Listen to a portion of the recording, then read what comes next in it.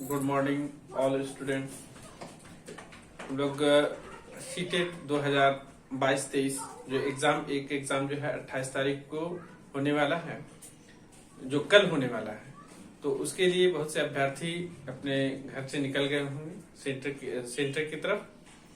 तो अब हम लोग इसमें देखेंगे जो अभ्यर्थियों का बाकी है, तो उसके लिए हम लोग पढ़ रहे थे क्या कि विकास के आयाम। तो विकास के आयाम में हम लोग पढ़े थे पहले शारीरिक विकास, फिर इसके बाद पढ़े थे मानसिक विकास।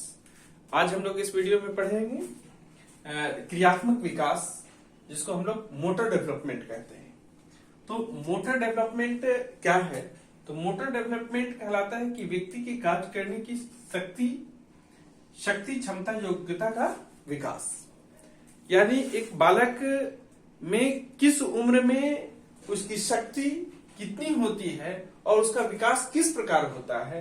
जब बच्चे छोटे होते हैं तो कार्य करने की शक्ति में उसमें कमी होती है।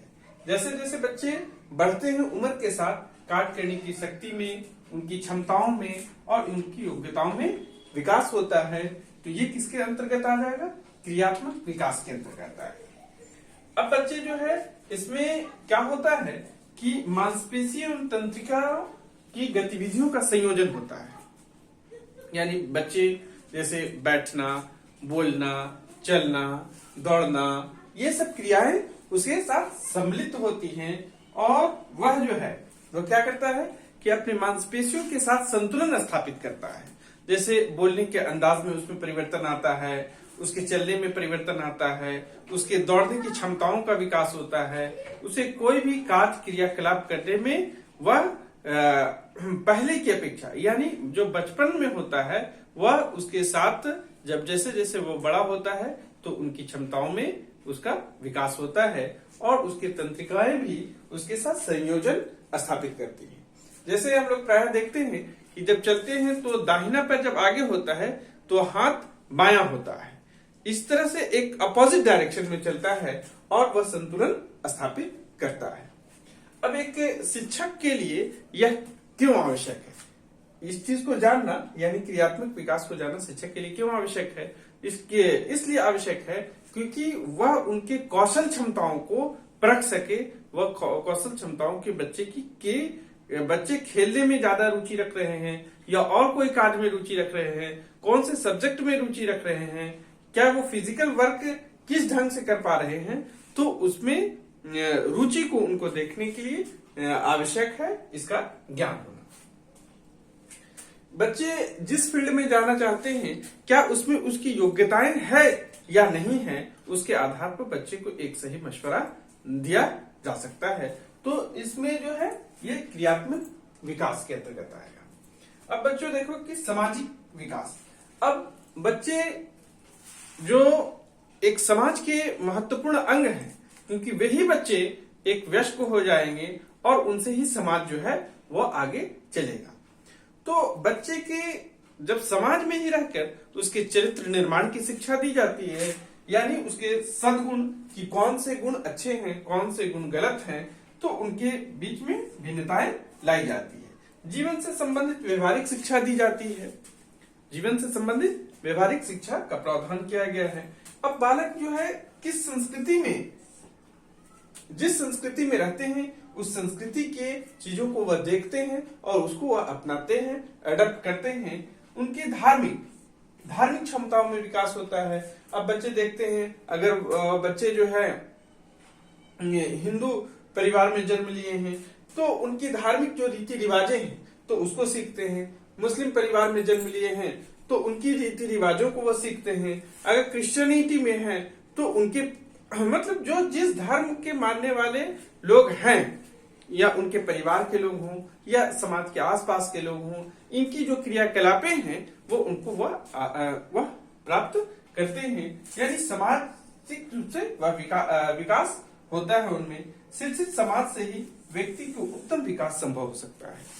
एक शिक्षित समाज जो होगा वही उसके विकास में, यानी एक शिक्षित लोगों से ही जो समाज बनेगा वह एक सभ्य समाज होगा और उसमें किसी प्रकार की द्वेष की भावना, किसी प्रकार के नफरत की भावना, चाहे वह क्षेत्रीय आधार पर हो, जातीय आधार पर हो या भाषाई आधार पर हो, किसी भी आधार पर वह एक दूसरे से विभेद नहीं करेंगे, जबकि उसको विकास करने का समान अवसर सबको मिलेगा और सबको सद्भावना और सबको प्रेम पूर्वक रहने की जो शिक्षा दी जाती है, बिना बाकी जो धार्मिकता है, तो धार्मिक क्या होता है कि वह एक कर्तव्य प्राण बनाता है किसी भी इंसान को, चाहे वह कोई भी धर्म हो। सभी धर्म जो है वह नैतिकता की पाठ को बतलाते हैं।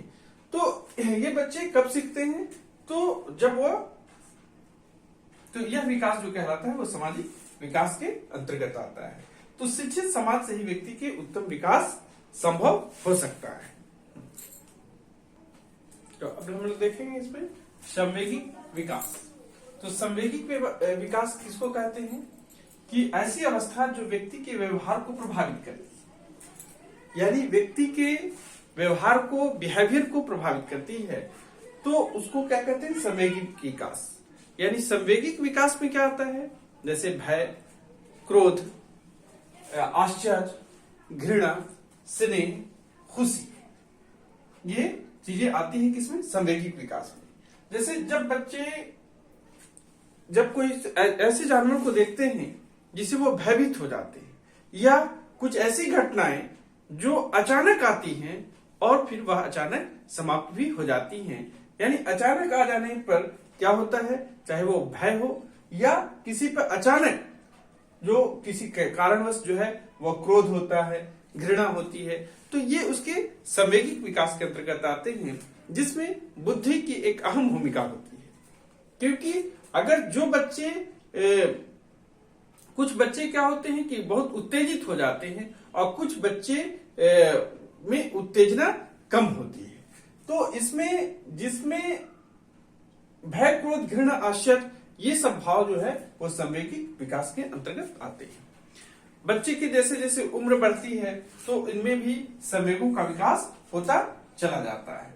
बुद्धि सामाजिक विकास को प्रभावित करती है और संतुलित विकास में उसकी अहम भूमिका होती है। इसलिए बच्चे को एक सही परिवेश मिलने पर उसके संवेगात्मक क्रियाओं को नियंत्रित किया जा सकता है और उसको सही ढंग से यूटिलाइज किया जा सकता है। बच्चे के विकास में एक अहम भूमिका निभाती है। कभी कभी संवेग जो है वो ऋणात्मक प्रवृत्ति का हो जाने पर बच्चे को नुकसान भी हो सकता है, जैसे क्रोध आ जाना, किसी बात से बहुत ज्यादा घृणा हो जाना, जो एक समाज को निगेटिव डायरेक्शन में ले जा सकती है।